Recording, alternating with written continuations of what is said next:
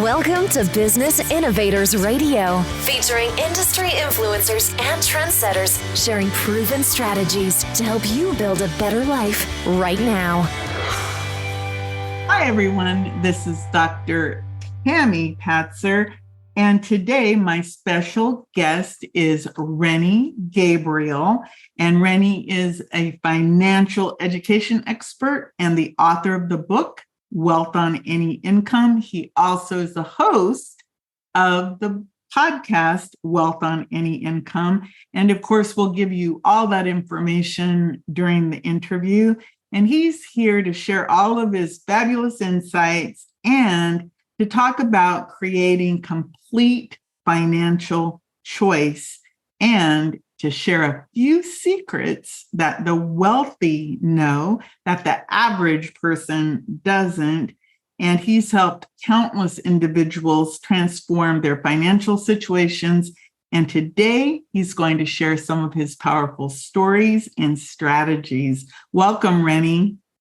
Oh, thank you, Tami. And it was funny in the introduction, you said I was going to share all of them, all my insights. No, you're just going to get a few.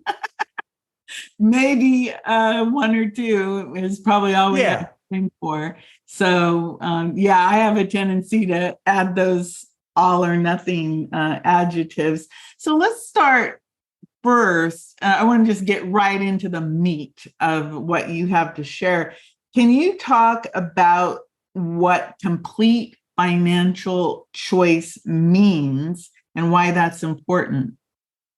Well, I mean, it's a great question because the word financial freedom is bandied about a lot, and people talk about being debt-free, like that's going to create financial freedom.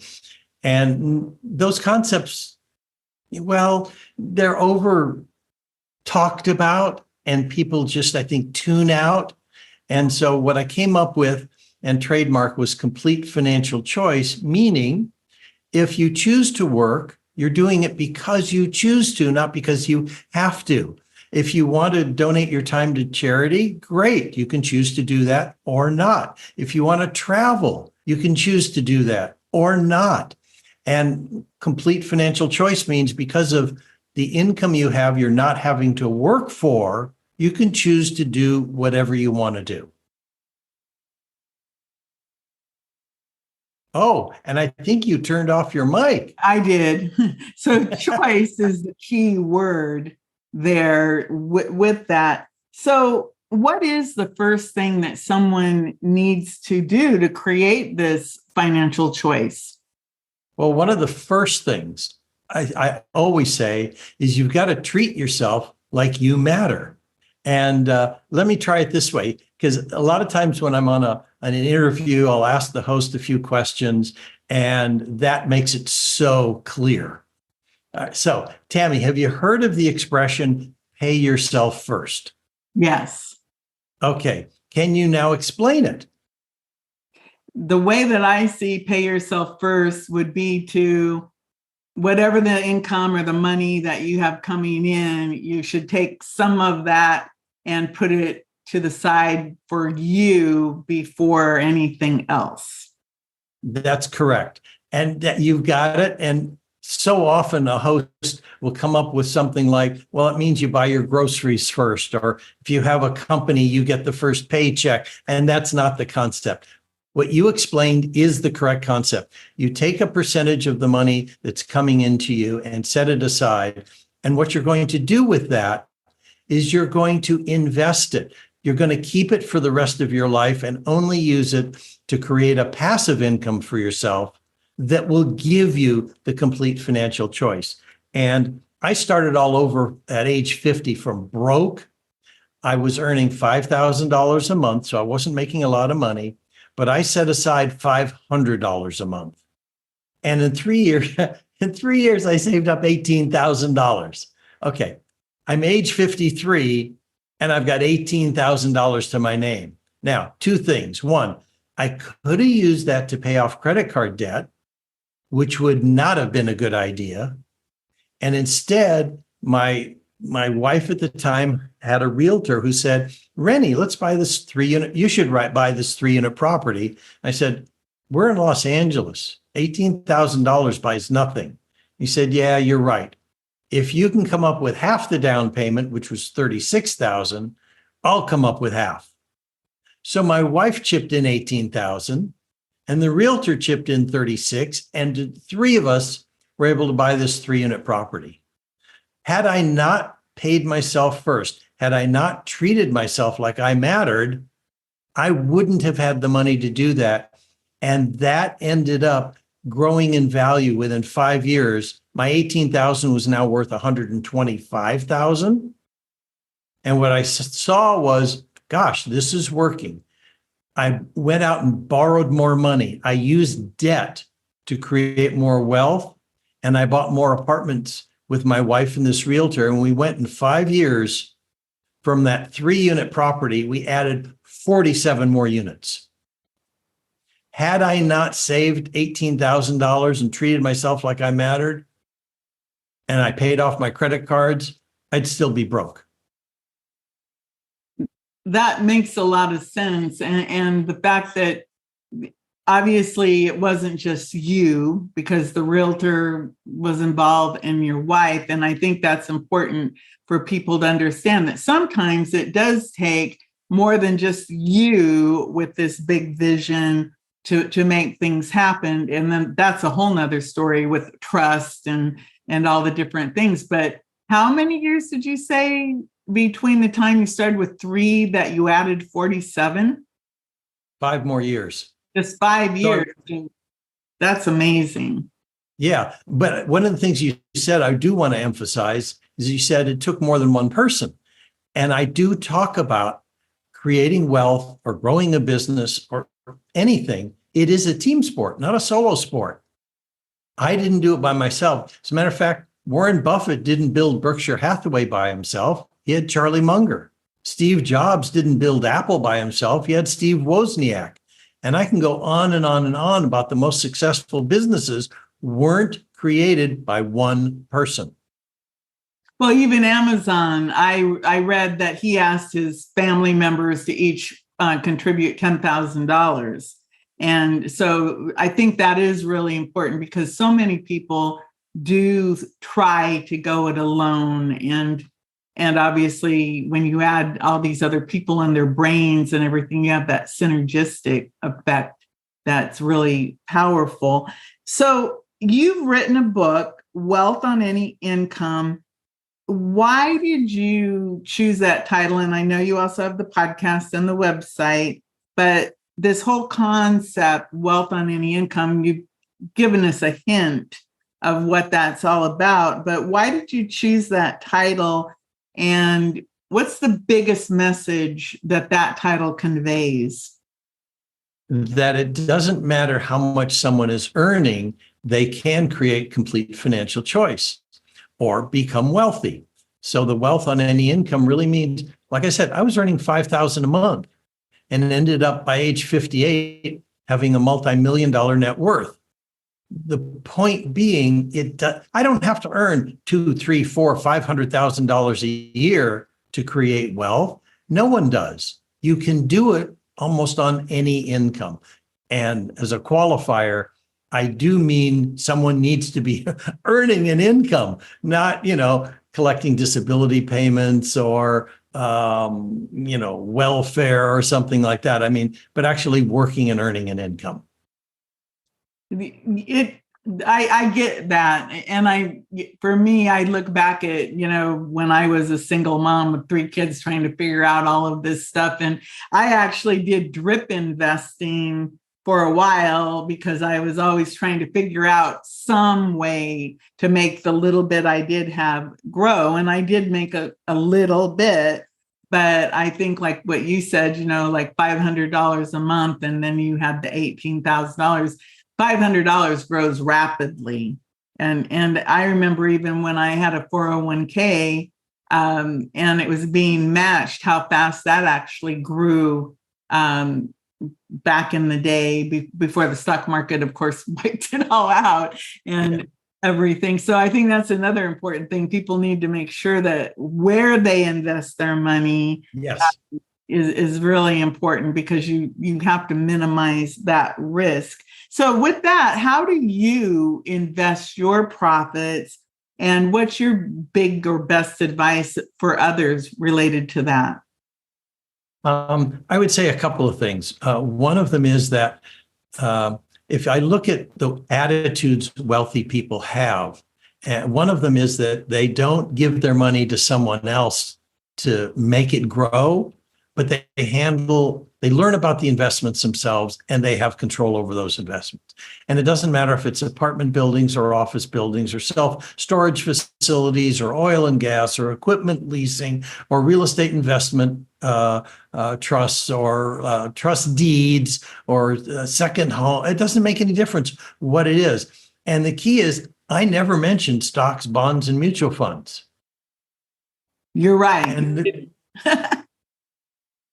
yeah. And so there are so many investments that are available where people can be in control of it, and which is not the case with stocks.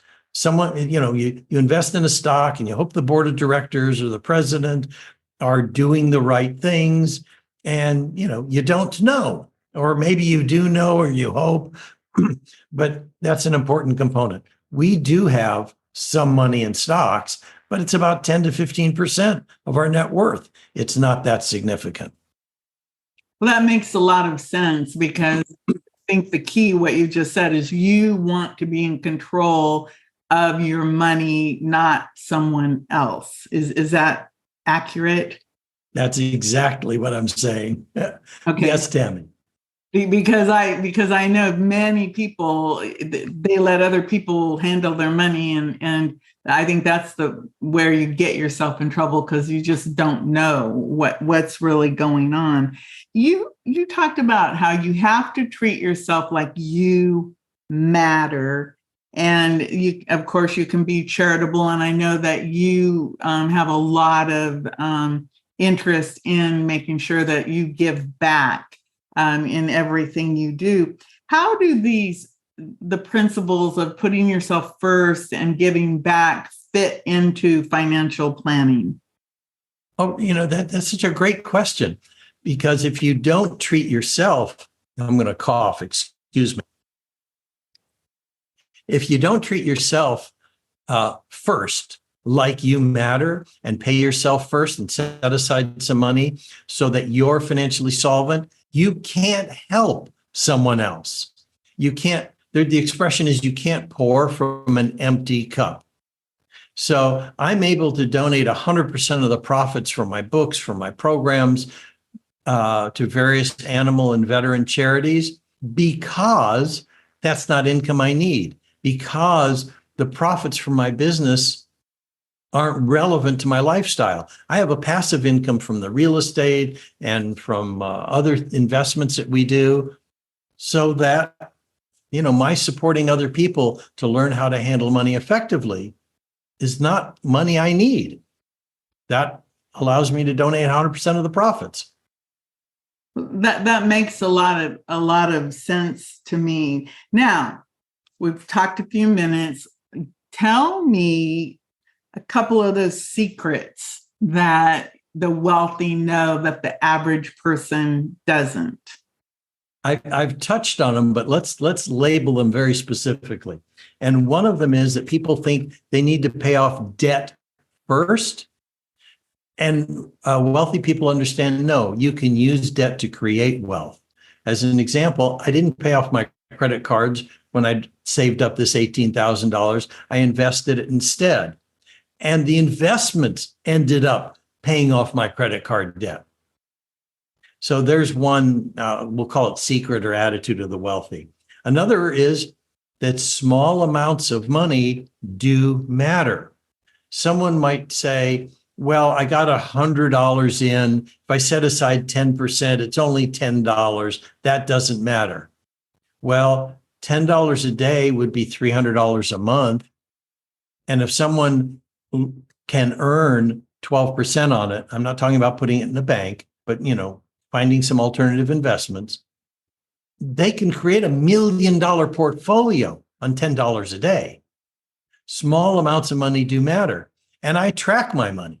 One of the wealthiest men in the world, John D. Rockefeller, at age 11, we're talking about the 1850s, tracked every penny, a penny was worth something back then, every penny that came into his life and where he spent it.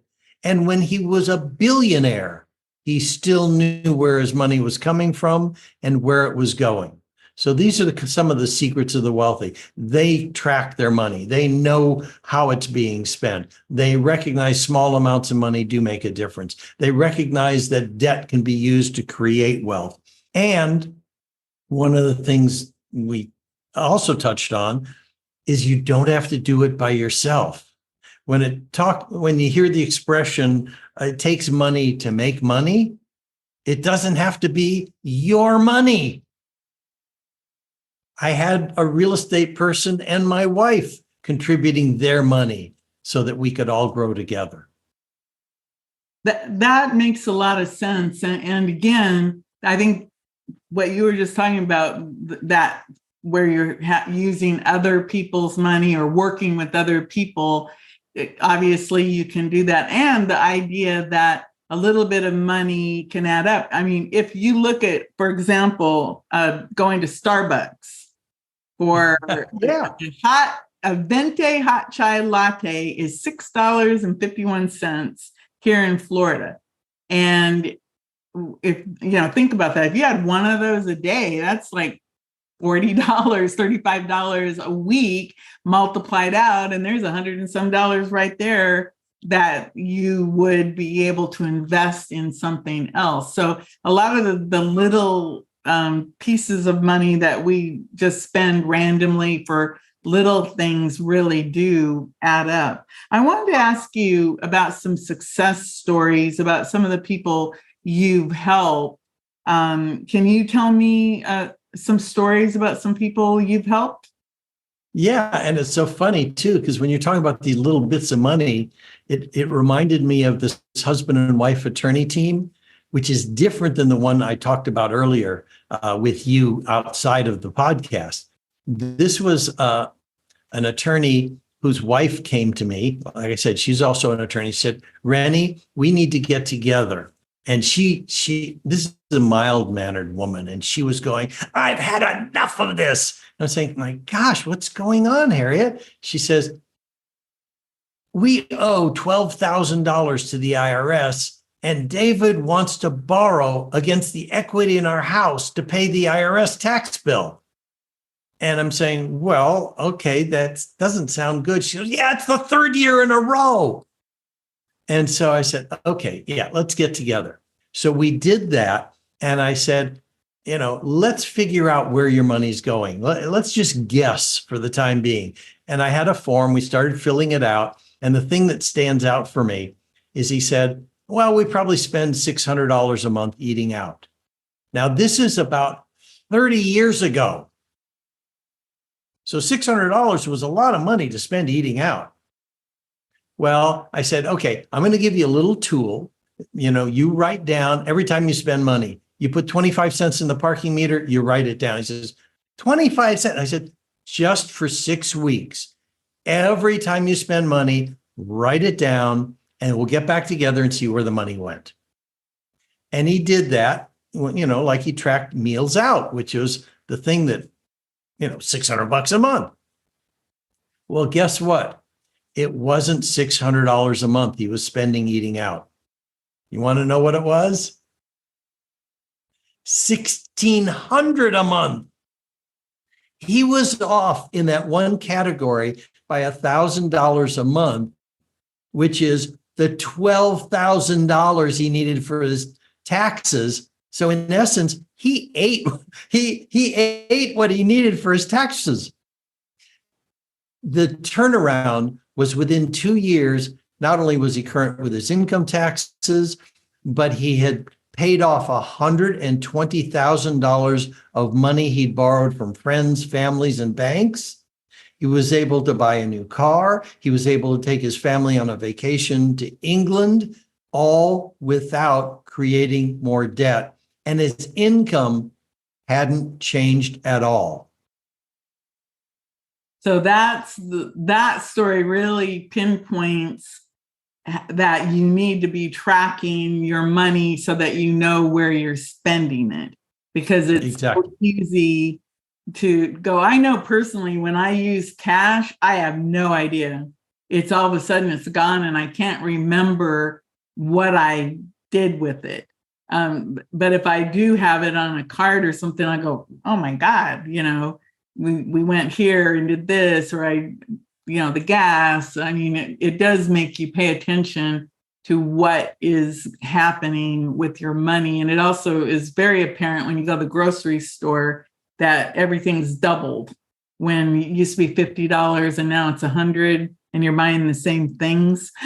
It really does make you aware of that. So you have your attorneys who all they did was track their money, and they found their money to pay their taxes. Do you have any other stories about different people who've made significant increases in their incomes working with you?